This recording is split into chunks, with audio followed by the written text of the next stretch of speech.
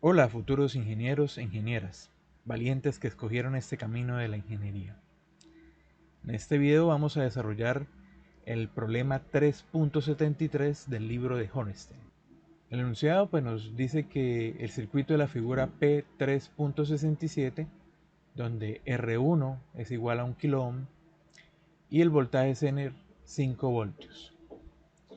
Nos dice que hay un elemento de carga que es un dispositivo de ley cuadrática de parámetros A igual a 0.5 mA sobre voltio al cuadrado y B sub TR igual a 2 voltios, con la corriente fluyendo en dirección de la corriente permitida por el dispositivo de ley cuadrática.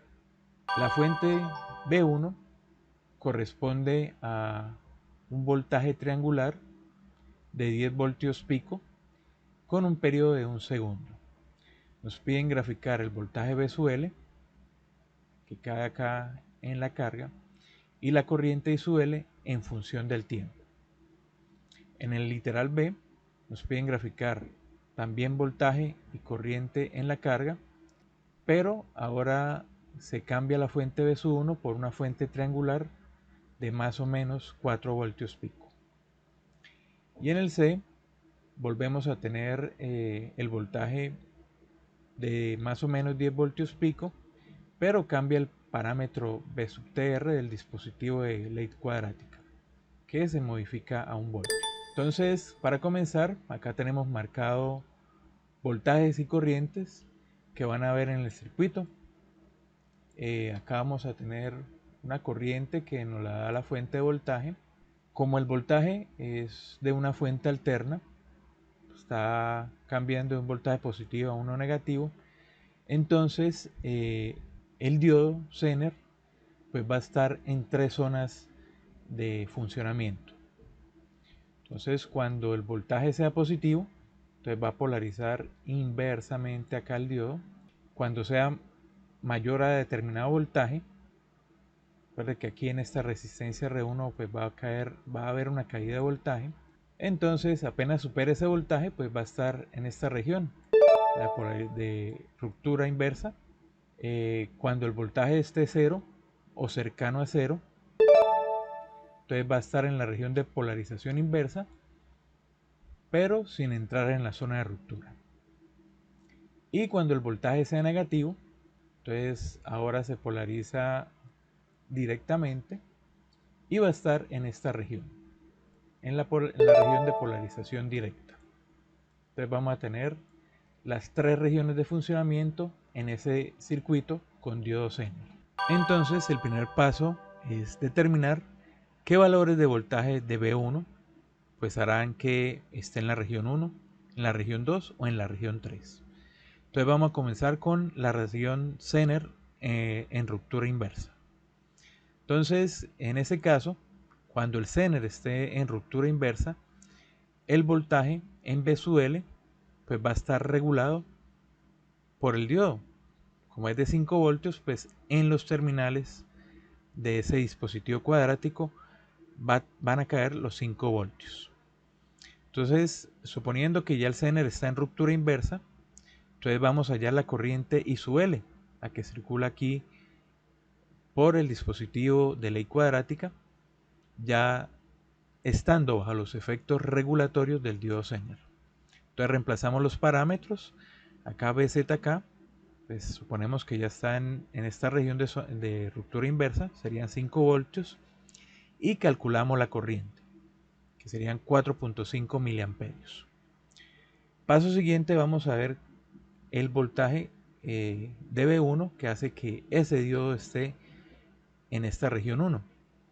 Recuerde que este voltaje pues va a ir creciendo y ese voltaje pues va a presentar una caída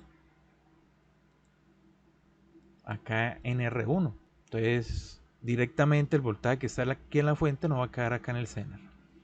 Entonces hacemos una malla. Vamos a tomar que está en el ciclo positivo de la señal triangular.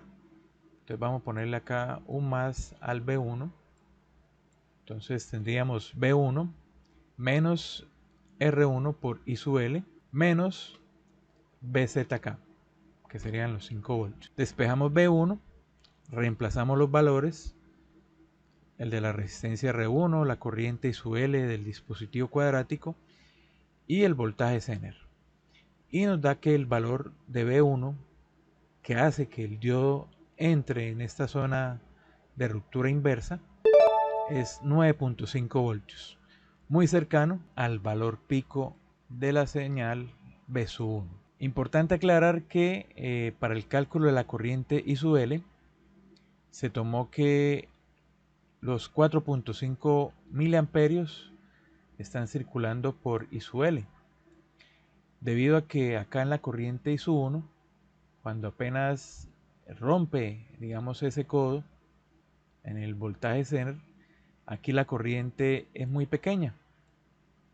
Entonces por eso digamos que no tomamos en cuenta que esta corriente de la fuente se divide en I1 y su L, que esta es muy pequeña, apenas entra en ese voltaje de ruptura inversa.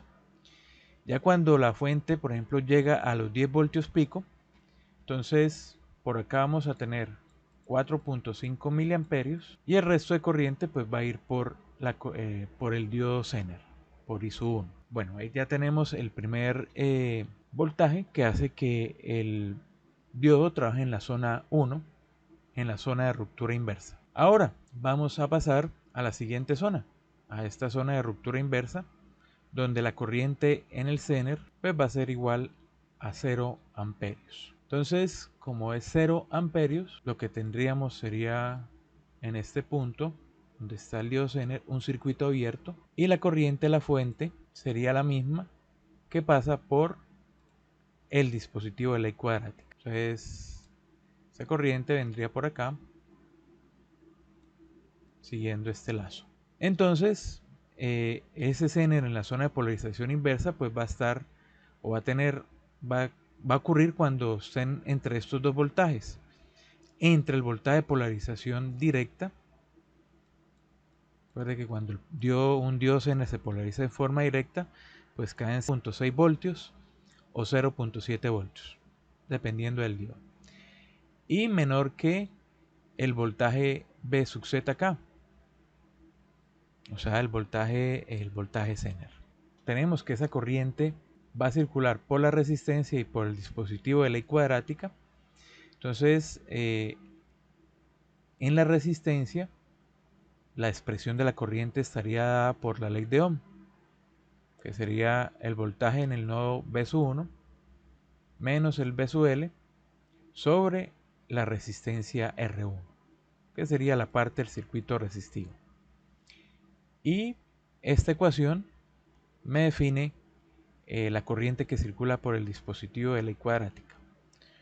Como hay un solo camino de la corriente, pues podemos igualar ambas expresiones y haciendo un poco de álgebra, comenzamos con desarrollar acá esta diferencia de cuadrados y pues empezamos a separar términos y agruparlos. Entonces los términos que tengan BL, por ejemplo 1 sobre A por R1 menos 2 BTR, y los que no tienen B sub L. Y lo que tenemos acá es una ecuación cuadrática, en la cual sustituimos los valores de A, de R1 y BTR. Y obtenemos esta expresión. Bueno, utilizando la fórmula de la ley cuadrática, llegamos a esta expresión donde el voltaje B sub L está en función del voltaje B sub 1. Aquí pues consideramos solo las raíces positivas y comenzamos a darle valores a B1. Entonces comenzamos desde el valor más alto, 10 voltios, 9 voltios, 8 voltios, y vamos hallando el voltaje B sub L y la corriente. Con 10 voltios el voltaje B sub L pues sería 5.12 y la corriente, pues aplicando la ley de Ohm, I sub L sería B1 menos B sub L sobre R1, que es un K. Entonces aquí tenemos el valor de la corriente, reemplazamos 9, 8, 7, 6 Y seguimos así hasta que la corriente por el dispositivo de la ley cuadrática sea igual a 0. ¿Qué sucede en ese punto? Bueno, resulta que ya el Zener ha pasado de la región 2 a la región 3. Adicional, pues al reemplazar, pues vamos a encontrar que, por ejemplo, si reemplazamos un voltio, ya nos va a dar un error porque aquí sería una raíz negativa.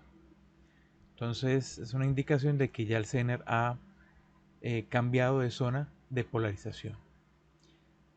Y bueno, esa última zona donde el Zener está en polarización directa, que es cuando empieza el ciclo negativo de la señal. Entonces aquí podríamos dibujar un menos, un más.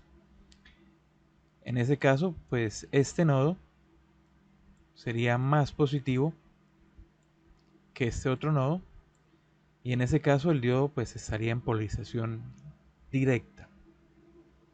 Entonces, bueno, también está la caída en R1, pero entonces al estar en polarización directa, la caída entre los terminales de este diodo Zener sería 0.7 voltios, y como está en paralelo con el dispositivo de ley cuadrática, pues también tendríamos los 0.7 voltios en ese dispositivo. Al ser el voltaje de caída en ese dispositivo de ley cuadrática negativo, entonces por definición esa corriente por el dispositivo I sub L sería igual a 0. Ya teniendo esas tres zonas, pues entramos a graficar. Entonces acá tenemos B sub L contra T e I sub L contra T. Entonces acá tenemos el voltaje B sub L, que sería esta columna. Como la señal tiene un periodo de 1 segundo, entonces por acá estaría el ciclo positivo y por acá el ciclo negativo. Y bueno, ahí empieza a repetirse de nuevo. Entonces vea que B1 llega hasta los 10 voltios, pero el voltaje en B sub L llega hasta 5 voltios, porque ahí en ese punto empieza el voltaje regulador del Zener, que no deja que sobrepase esos 5 voltios.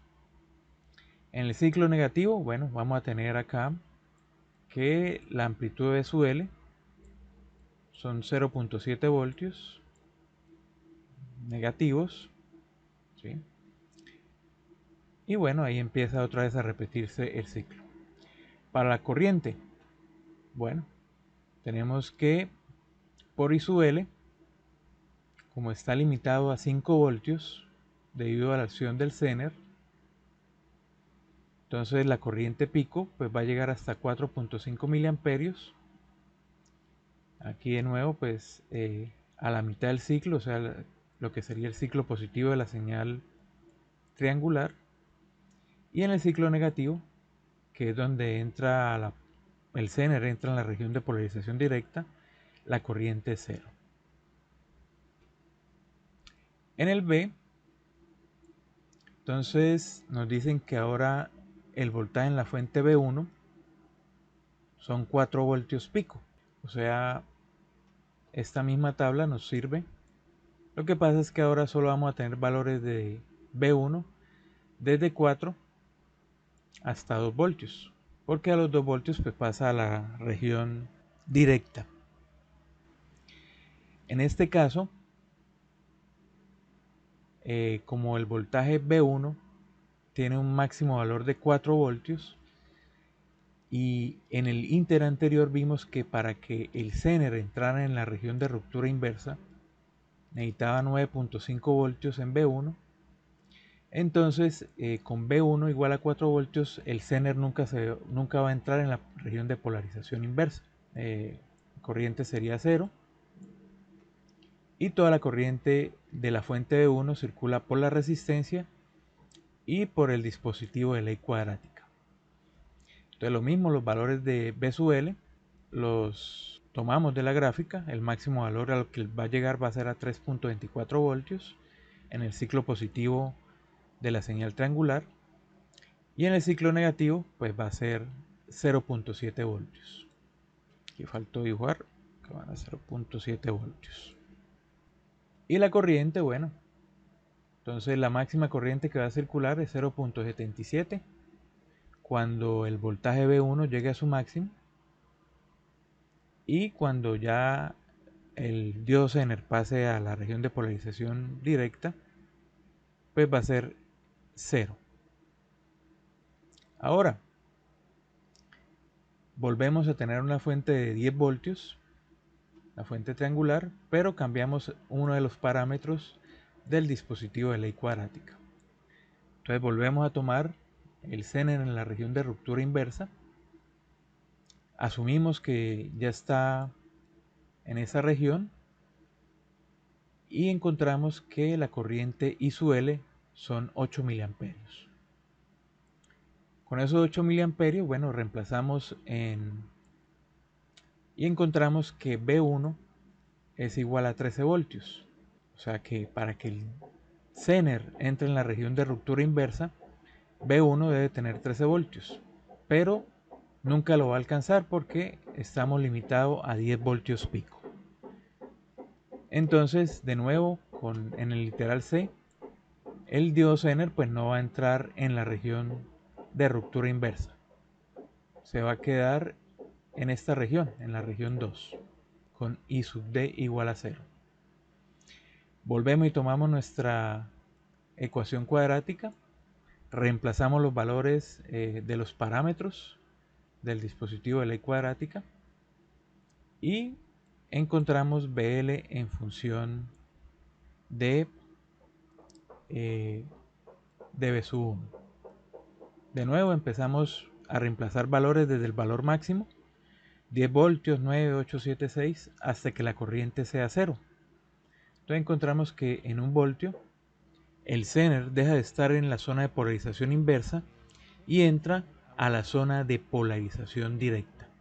O sea, pasa de la región 2 a la 3. Y bueno, con esos valores construimos la gráfica. El máximo valor de B sub L pues va a ser 4.35 voltios. La máxima corriente 5.65. En el caso del voltaje, cuando lo graficamos una especie de curva en los tres casos. ¿Por qué? Porque está dado por una función cuadrática, que es esta de acá. Mientras que la corriente la dibujamos como una línea recta. ¿Por qué? Porque está dado por la ley de Ohm. Por eso tenemos una línea recta en la corriente. Bueno, con eso terminamos el desarrollo del ejercicio.